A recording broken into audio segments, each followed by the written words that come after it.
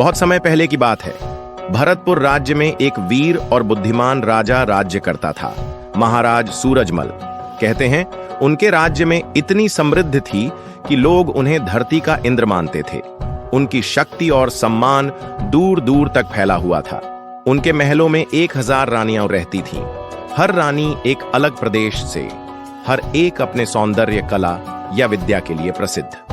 राजा सूरजमल इन सभी रानियों को एक समान सम्मान देते थे। उनके महल में रोज कविता, संगीत, युद्ध कला और नृत्य का आयोजन होता। उनकी प्रजा उन्हें एक न्यायप्रिय और उदार शासक के रूप में पूजती थी। लेकिन जब समृद्धि अपने शिखर पर पहुंचती है तो ईर्ष्या जन्म लेती है। दूर कहीं दक्षिण दिशा में एक राजा था, राजा विजयानंद। वह अपने अहंकार और क्रूरता के लिए प्रसिद्ध था। जब उसे खबर मिली कि सूरजमल के पास न केवल एक बड़ा राज्य है बल्कि 1000 रानियां भी हैं, तो उसके अहंकार को ठेस पहुंची। उसने ऐलान किया, जो अपनी रानियों की रक्षा नहीं कर सकता वो राजा नहीं।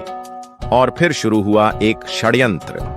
राजा विजयानंद ने सूरजमल के दरबार में एक राजदूत भेजा, एक शांति प्रस्ताव के नाम पर। लेकिन उसके साथ आया था एक मंत्रविद्ध गहना, जो अगर कोई रानी पहन लेती तो वह भूल जाती कि वह कौन है। धीरे धीरे कई रानियां उस जाल में फंस गईं। उनमें भ्रम, जलन और अनबन फैलने लगी। कुछ ने महल छोड़ दिया, कुछ ने विजयानंद के साथ जाना स्वीकार किया और कुछ खुद को ही भूल बैठी। राजा सूरजमल, जो युद्धों में अजेय था, अपने ही महल में पराजित हो गया। न तलवार से, न तीर से, बल्कि छल से, मोह से और विश्वासघात से। एक दिन राजा महल के आंगन में अकेले खड़े थे। उनकी आंखों में आंसू थे। उन्होंने कहा, मैंने साम्राज्य जीत लिया पर अपनों को खो दिया। क्या मैं सच में राजा रहा?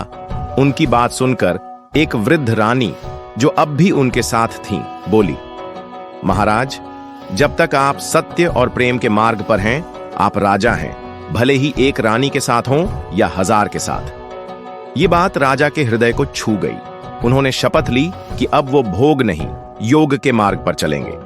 उन्होंने शासन अपने योग्य पुत्र को सौंप दिया और हिमालय की ओर ध्यान और तप के लिए निकल। यदि यह वीडियो आपको पसंद आई तो वीडियो को लाइक और चैनल को सब्सक्राइब कीजिए।